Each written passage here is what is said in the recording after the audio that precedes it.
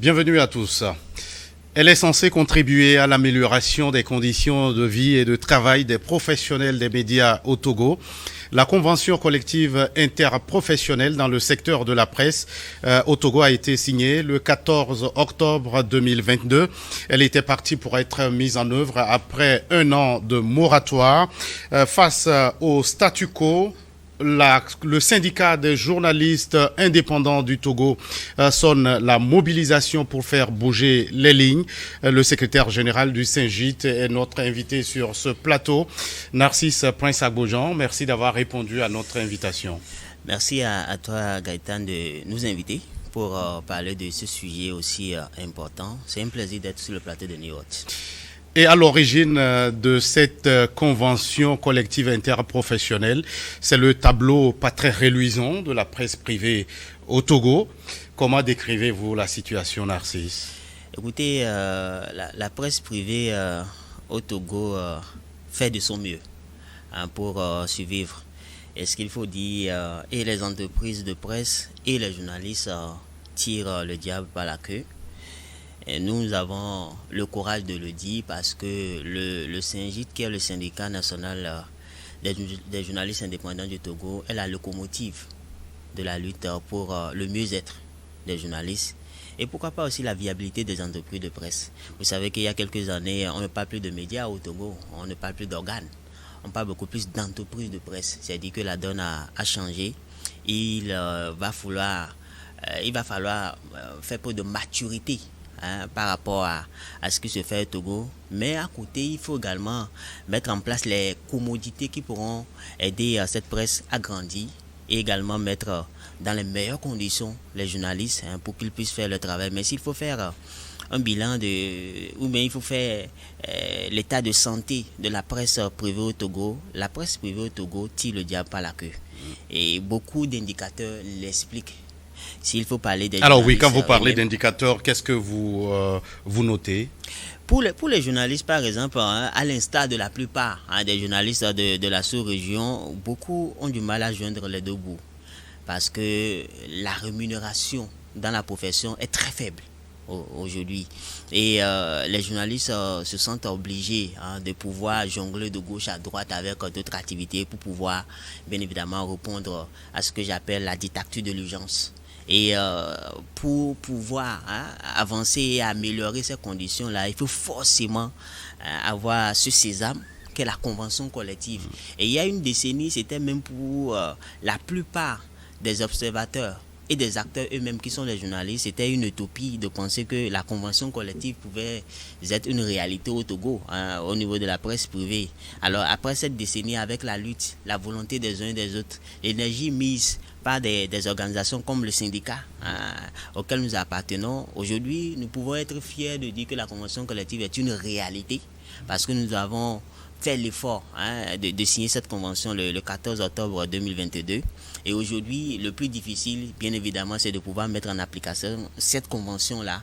Et cela demande forcément la mobilisation des uns et des autres. Sinon, il faut dire qu'en réalité, les journalistes togolais aujourd'hui continuent de traverser des difficultés, de rencontrer des aléas pour ce qui est des meilleures conditions de travail. Alors oui, vous décrivez là un tableau pas très attrayant des conditions de vie et de travail des journalistes au Togo. Comment en est-on arrivé là? Oui, mais je le disais tantôt, c'est à l'instar de beaucoup de leurs confrères dans la sous-région. Il faut quand même reconnaître que nos pays aujourd'hui ont besoin de travailler sur cet état de choses, sur ce cas de figure. Ce n'est pas un problème ou une situation qui est consacrée uniquement au Togo, mais c'est un peu partout. Mais chez nous au Togo, les pouvoirs publics ont manifesté une certaine volonté de voir la presse privée faire preuve de maturité. Alors, lorsque nous manifestons cette volonté, il faut forcément que l'État également accompagne cette presse-là à grandir. Alors pour cela, je crois qu'aujourd'hui, les parties prenantes se doivent de travailler véritablement avec les pouvoirs publics pour que nous puissions arriver à cet état. Parce que si le journaliste aujourd'hui doit mieux vivre de son métier, de son travail, il faut également une volonté politique. Ce n'est pas uniquement qu'au niveau des acteurs, mais il faut également une volonté politique. il faut également une volonté des premiers acteurs eux-mêmes. Et je crois que toutes ces parties prenantes aujourd'hui se doivent de se concerter et de travailler sur ce cas de figure. Sinon, on ne va pas dire que le cas du Togo est aussi dramatique que ça. Mais il faut quand même reconnaître que le journaliste togolais aujourd'hui rencontre beaucoup de difficultés dans l'exercice de son travail. Et c'est dans ce contexte que la convention collective interprofessionnelle a été signée le 14 octobre 2022. Et c'est une avancée. Aviez-vous jubilé? C'est une avancée majeure. Naturellement, nous avons jubilé parce que, je le disais, c'est une décennie de lutte. Je salue ici les pionniers qui ont quand même donné le coup d'envoi par rapport à cette lutte et qui ont cru qu'un jour on pourra avoir une convention collective pour la presse privée au Togo. Ils sont très nombreux, je ne vais pas commencer par les citer ici, mais il y avait quand même des journalistes qui y croyaient. Alors il faut quand même reconnaître que la plupart étaient dubitatifs par rapport à ce qui pourrait arriver. Mais avec la nouvelle génération qui est arrivée, la volonté également et des organisations patronales, il faut le dire, et le soutien ou la caution morale qu'a été les pouvoirs publics, nous sommes arrivés à signer cette convention le 22 octobre 2022.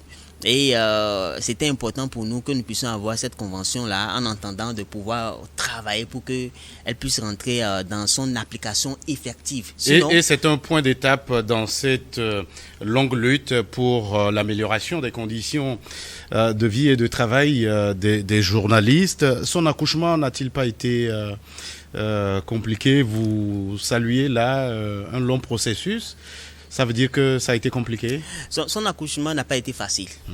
Mais l'accouchement a quand même pu avoir le bout du tunnel, nous avons pu l'atteindre. Et c'est pourquoi je salue la volonté véritablement des organisations patronales. Vous savez, la convention collective a été signée entre les organisations patronales et les organisations syndicales représentatives dans notre pays, avec la caution morale, le soutien bien évidemment du ministère. Il y a eu plusieurs jours de travaux. J'ai eu la chance de participer à ces travaux-là où nous avons vraiment travaillé sur beaucoup de points concernant cette convention collective et nous avons également fait le lien avec nos réalités aujourd'hui dans le pays. Et donc les patrons et les organisations patronales ont manifesté la volonté de pouvoir arriver à ce stade-là, qu'est la signature de la convention collective, mais à côté, il y a quand même eu des choses qui ont été promises à ces organisations patronales. L'État a quand même promis de nous accompagner pour que nous puissions grandir tous ensemble. Mais malheureusement, ce que nous déplorons aujourd'hui, c'est que c'est le statu quo. Pas uniquement qu'au niveau de la signature de la convention collective, mais également au niveau des promesses qui ont été faites aux patrons. Et aujourd'hui, les patrons trouvent cela comme un argument pour ne pas céder bien évidemment à l'application de la convention collective. Et oui, justement, un an de moratoire avait été accordé à ces patrons de presse pour appliquer la convention. Aujourd'hui, cette mise en œuvre a du plomb, véritablement, du plomb dans l'aile. Est-ce que on doit chercher les raisons dans le fait que ces promesses faites aux patrons de presse n'ont pas été tenues? Alors, je ne veux pas être l'avocat des patrons, mais j'ai quand même eu la chance de discuter avec quelques-uns qui ont carrément évoqué les difficultés auxquelles les entreprises de presse aujourd'hui font face. J'ai essayé de le dire. Vous savez, aujourd'hui, les entreprises de presse traversent une zone de turbulence, surtout économiquement parlant. Parce que dans notre pays aujourd'hui, la publicité est comme les lames de chien. Beaucoup d'entreprises aujourd'hui sont confrontées à ce que nous appelons la mévente. Beaucoup d'entreprises aujourd'hui ont du mal à avoir les publicités comme cela se doit. Et ces entreprises de presse se meurent. Vous savez que c'est difficile pour des entreprises de presse écrites surtout de pouvoir sortir les journaux comme cela se faisait il y a quelques années.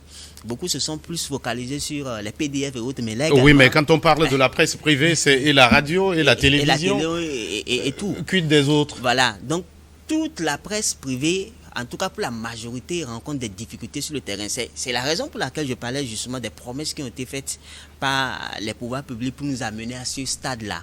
Alors, si nous prenons un exemple très simple, aujourd'hui, l'aide de l'État à la presse aujourd'hui, c'est combien? C'est 150 millions. C'est très peu. Par rapport aux exigences aujourd'hui. Ailleurs, les gens sont à 1,2 milliard de francs CFA. Est-ce que la presse dans son ensemble doit asseoir son avenir sur l'aide de l'État? Pas forcément sur l'aide de l'État. pas forcément sur l'aide d'État, mais c'est un indicateur. Je parlais tout à l'heure de la publicité qui est très difficile d'avoir aujourd'hui. Et c'est une réalité sur le terrain. Nous sommes les acteurs, nous en parlons. C'est une réalité sur le terrain. Mais ce n'est pas un argument aussi suffisant pour dire que la convention collective, nous n'allons pas l'appliquer. Parce que il faut savoir aussi, la convention collective a été signée en 2022. En respectant bien évidemment le SMIC togolais qui est à 35 000. Vous savez qu'en temps, ce SMIC a évolué à 52 500 francs. C'est-à-dire qu'aujourd'hui, il faut quand même continuer de discuter et chercher à actualiser cette convention collective. Et l'État nous avait promis qu'on mettrait en place un cadre de suivi dans lequel les organisations patronales, les organisations également syndicales seront pour continuer les discussions et harmoniser la convention collective, voir à quel niveau nous sommes arrivés et ce qu'il faut faire pour que cette convention collective soit effective. Aujourd'hui, à l'heure où nous parlons, ce cas de suivi n'est pas mis en place. Or, il y a quelques mois, le ministère nous avait demandé d'envoyer une liste de nos représentants, ce que nous avons fait il y a quand même des mois. Mais jusqu'à aujourd'hui, c'est le statu quo. C'est un silence radio que nous ne comprenons pas. C'est-à-dire que les responsabilités sont partagées. Alors nous, à notre niveau, en tant que syndicat, c'est notre rôle de sonner l'alerte, de rappeler qu'il y a une convention collective qui a été signée. C'est ce qui d'ailleurs nous motive à lancer la campagne que nous avons faite il n'y a pas longtemps, pour rappeler aux uns aux autres qu'il y a une convention collective qui a été signée pour la presse privée au Togo et qu'elle mérite de ne pas rester lettre morte. Oui, justement, la question que tout le monde se pose, puisqu'il y a des années qui sont écoulées depuis qu'elle a été signée, est-ce qu'elle va être appliquée dans sa mouture actuelle? Je reste convaincu que la convention collective sera appliquée au Togo. C'est une question de volonté, la volonté de tous. Alors l'État également doit jouer son rôle. Ça veut dire que cette volonté manque quelque part à quel niveau? Cette volonté manque au niveau des pouvoirs publics, cette volonté manque au niveau des patrons qui sont les organisations patronales. Okay? Et donc nous allons situer ces responsabilités-là. Alors nous ne voulons pas rester dans une posture offensive. Nous sommes plutôt ouverts pour des discussions, pour des réflexions, pour que nous puissions tous avancer ensemble. C'est d'ailleurs pour cela que nous voulons être aux côtés des patrons, aux côtés des organisations patronales pour mener une lutte afin que la presse privée togolaise puisse retrouver cette lettre de noblesse. Parce qu'aujourd'hui, il faut sauver cette profession. C'est ce que beaucoup de personnes ne savent pas. Il faut sauver la profession dans la mesure où les entreprises de presse étant confrontées à des difficultés, beaucoup sont en train de jeter l'éponge. Ça, peut-être, vous le saurez, d'autres ne le sauront pas. Mais il y a des observateurs qui reprochent à cette presse de ne pas arriver à asseoir véritablement des modèles économiques. Est-ce que vous partagez ces reproches? Nous partageons ces reproches parce qu'aujourd'hui, le monde a évolué. S'il faut être mature, il faut quand même suivre la musique. Et ça également, ce sont des aspects sur lesquels nous devons travailler. Et avec les patrons et avec les pouvoirs publics. Okay? Donc, si nous devons faire en sorte que nous arrivons à ce stade-là, c'est que ce cadre de suivi que nous souhaitons véritablement, ce cadre de suivi doit être mis en place. Nous interpellons le ministère de la Communication et des Médias à nous rassembler autour de cet idéal pour que nous ne puissions pas rester là à ruminer le passé comme c'est le cas avec les états généraux de la presse qui semblent avoir accouché une souris. Aujourd'hui, nous voulons que véritablement nous touchions les difficultés auxquelles nous sommes confrontés, qu'on essaie de creuser l'abcès et que chacun puisse bien évidemment prendre ses responsabilités et travailler à faire en sorte que la presse togolaise puisse véritablement avancer. Nous estimons qu'au niveau des employés, des journalistes indépendants, il faut revoir nos cas. Et tu es un confrère, tu le sais, ces dernières années, beaucoup de confrères décèdent chez Gaëtan. Beaucoup de confrères décèdent. Et ce mois-ci, nous avons encore eu 2 décès de journalistes. Et lorsque vous allez fouiller, pour la plupart, la maladie aurait eu raison d'eux. La précarité aurait été un facteur majeur qui aujourd'hui est en train de conduire les confrères vers la mort. Et nous estimons que c'est des choses qui nous interpellent. Et nous devons travailler véritablement là-dessus. Quand vous prenez par exemple le cas de l'assurance maladie, combien de journalistes aujourd'hui ont d'assurance maladie? Nous ne l'avons pas. Il y avait quelques mois, on a réussi à avoir l'INAM. Nous avons réussi à avoir l'INAM. Et lorsque nous avons réussi à avoir cette INAM, nous nous sommes rendus compte que... Pas pour tout le monde, mais une partie. Une partie, mais tous ceux-là qui voulaient l'avoir l'ont eu. C'est aussi une question de volonté. Tous ceux-là qui voulaient avoir l'INAM, en tant que journalistes, l'ont eu. Alors, et nous sommes rendus compte que il y a beaucoup de journalistes aujourd'hui togolais qui sont obligés chaque jour de prendre des produits pour aller bien. Ça, on ne le savait pas.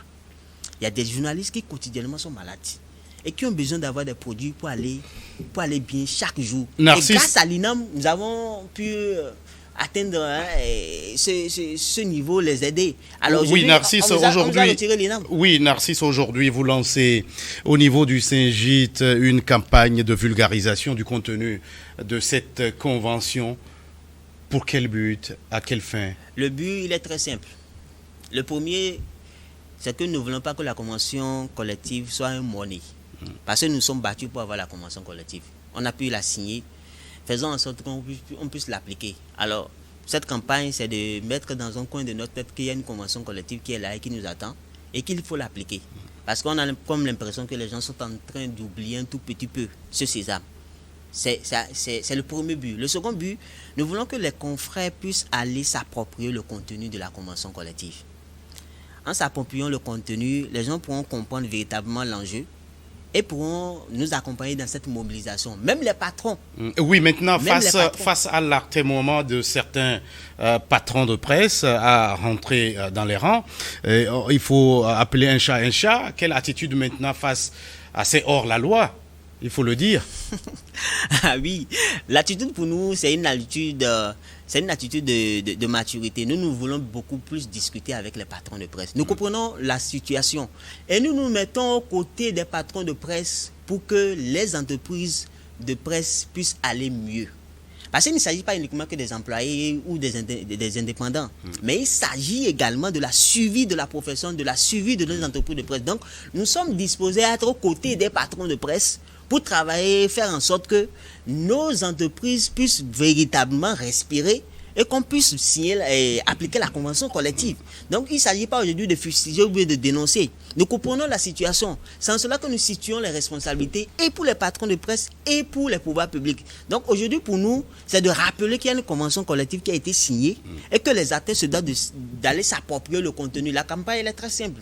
Chaque semaine, nous essayons de partager 3 articles du contenu de la convention sur les plateformes et à différents endroits où les journalistes se trouvent, histoire de les stimuler à aller chercher la convention collective et de la lire, parce que beaucoup ne l'ont pas encore lu. Ça, c'est une réalité. Oui, Narcisse, nous sommes maintenant arrivés à la fin de cet entretien. Si vous aviez en quelques secondes un message particulier à lancer sur ce plateau, que diriez-vous? J'aimerais tout simplement vraiment appeler le gouvernement à nous aider à sauver nos entreprises, à nous aider à appliquer la convention collective. Et j'aimerais également dire aux journalistes eux-mêmes de cesser d'être complices de leur situation. Parce qu'on se dise la vérité, beaucoup de journalistes... On l'a compris, votre message est passé. Narcisse Prince-Agbojan, secrétaire général du syndicat des journalistes indépendants du Togo. Merci d'être passé sur ce plateau. Merci à vous pour l'opportunité. Merci aussi à vous qui êtes restés à notre compagnie. À très vite pour un autre numéro de votre émission Focus.